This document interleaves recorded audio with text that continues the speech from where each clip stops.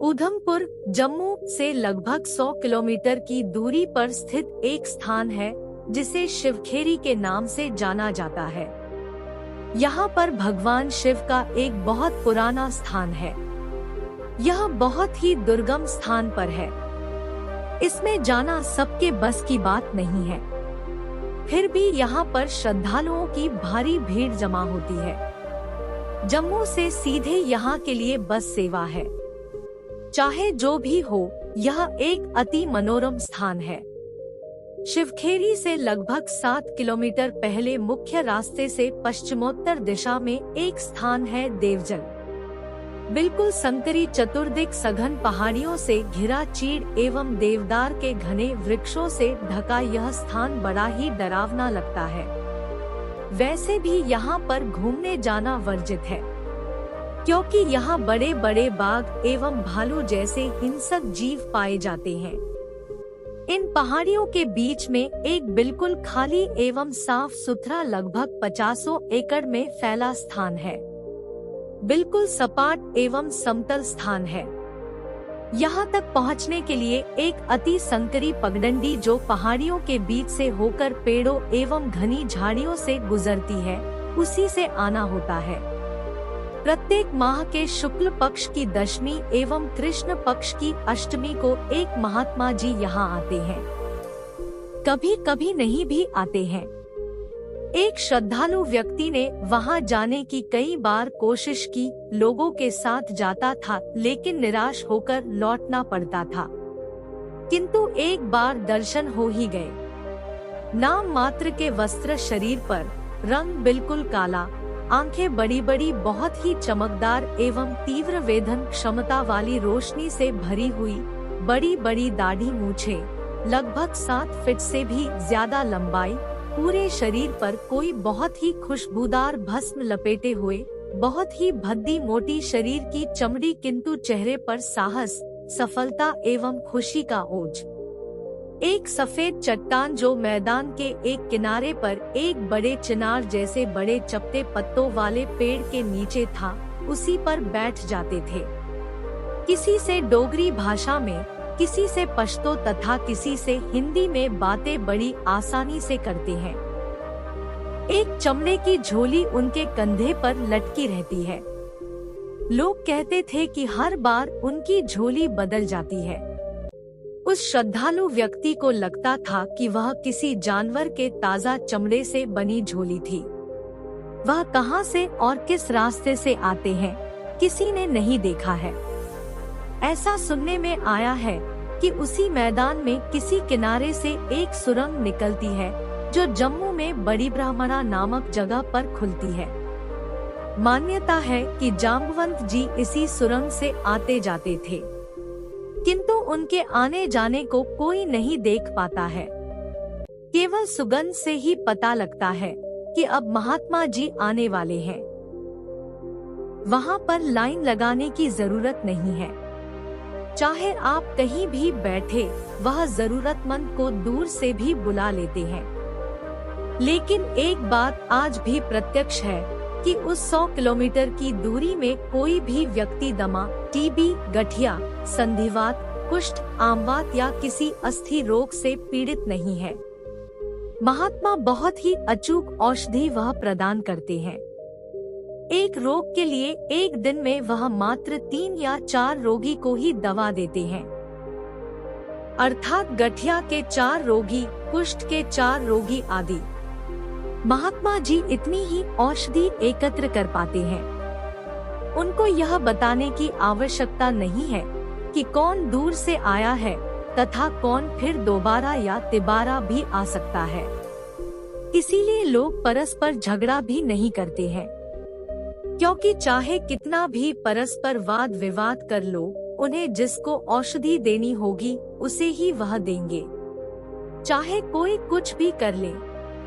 लोग बताते हैं कि एक बार शेख अब्दुल्ला जो वहाँ के मुख्यमंत्री थे, अपने किसी रिश्तेदार को लेकर आए। उस दिन वह महात्मा आए ही नहीं। लगभग 4-5 बार ऐसा हुआ, किंतु वह महात्मा नहीं आए। लोगों को लगा कि शायद उन्हें किसी हिंसक जानवर ने मार डाला। 7 महीने बाद वह फिर दिखाई दिए। लोग आने जाने लगे। फिर शेख अब्दुल्ला पहुँचे, किंतु वह उस दिन नहीं आए। ऐसा कई बार हुआ। अंत में लोगों ने महात्मा जी से इसका कारण पूछा। उन्होंने बताया कि यदि कोई लाव लश्कर के साथ उनके पास आएगा तो वह नहीं आएंगे। कुछ आतंकवादियों ने वहां अपना डेरा बनाना चाहा, किंतु सभी बारी बारी मरते रहे। इसीलिए डर के मारे उस पहाड़ी की तरफ आतंकवादी भी नहीं जाते हैं। अंत में शेख अब्दुल्ला की रिश्तेदार वह महिला अन्य लोगों के साथ पैदल चलकर वहां पहुंची तथा औषधि लेकर गई। उस महिला ने महात्मा जी के उस बैठने वाले चट्टान को हटवाकर वहां पर 11 कुंतल वजन के चांदी का बहुत ही नक्काशीदार आसन बनवा कर रखवाया, किंतु महात्मा जी के बैठते ही वह काले मिट्टी में बदल गया। उन्होंने लोगों से उसे हटाने को कहा। लोग हटाने लगे तो वह टूटकर रेत की तरह बिखर गया। फिर महात्मा जी ने अकेले उतने बड़े भारी पत्थर को जिस पर वह बैठते थे धकेल कर वहीं पर लाए जहां पर वह पहले बैठते थे और फिर उसी पर बैठने लगे। संभवतः अभी भी वह आते हैं, लेकिन किस महीने आएंगे यह ठीक पता नहीं है। उस श्रद्धालु व्यक्ति ने उनसे इसका भी कारण पूछा तो उन्होंने बताया कि अभी औषधियाँ बहुत कम मिल रही है तथा लोग अब दुर्लभ औषधियों की कालाबाजारी भी करने लगे हैं।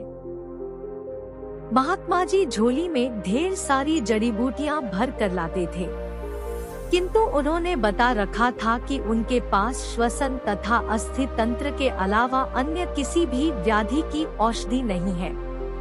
फिर भी लोग अंधश्रद्धा एवं विश्वास के कारण नई व्याधियों से ग्रसित होने पर भी जाते ही थे।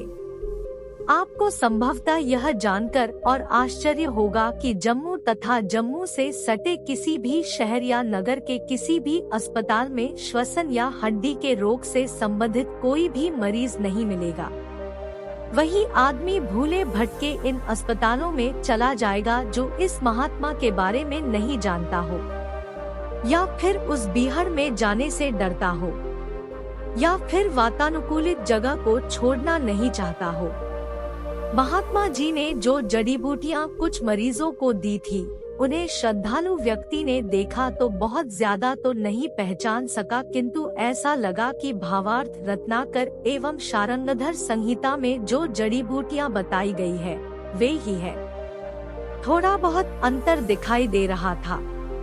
जैसे डिडबेड़ा कहा जाता है कि यदि घोड़े की भी टांग टूट गई हो तथा 1 दिन से ज्यादा का विलंब नहीं हुआ हो तो इसे हल्दी के साथ पीस कर लगा देने से वह हड्डी तो जुड़ ही जाती है।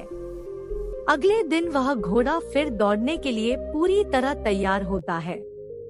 फिर दूसरा बघमकोय सुश्रुत ने बघमकोय को रक्त रोग के लिए रामबाण बताया है। उन्होंने तो इसके बारे में यहाँ तक कह दिया है कि यदि बघमकोय से कुष्ठ रोग ठीक नहीं हुआ तो चाहे शुक्राचार्य या अश्विनी कुमार ही क्यों न चिकित्सा करे, वह ठीक नहीं हो सकता।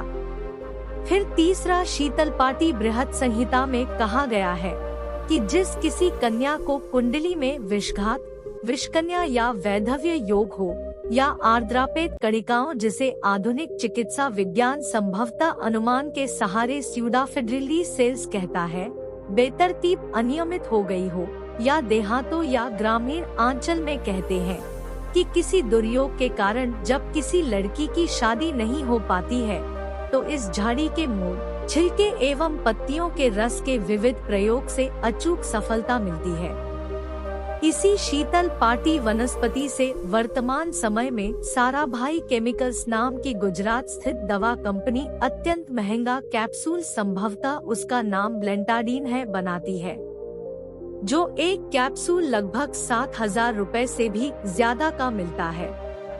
मैंने महात्मा जी से यह प्रार्थना की कि यदि यह औषधि सरकार बनाए तो इस पर और ज्यादा शोध होकर ज्यादा से ज्यादा लोगों के लिए प्रयुक्त हो सकती है।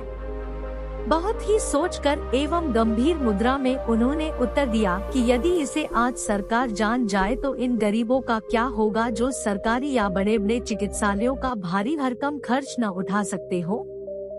आश्चर्य तब हुआ जब श्रद्धालु व्यक्ति ने उनसे उनका फोटो खींचने का आग्रह किया तो उन्होंने मंजूरी तो दे दी, किंतु यह बता दिया कि शरीर पर लगे खुशबूदार भस्म पदार्थ के कारण उनका फोटो नहीं आ सकता। और बात भी सही थी, कोई फोटो नहीं आया।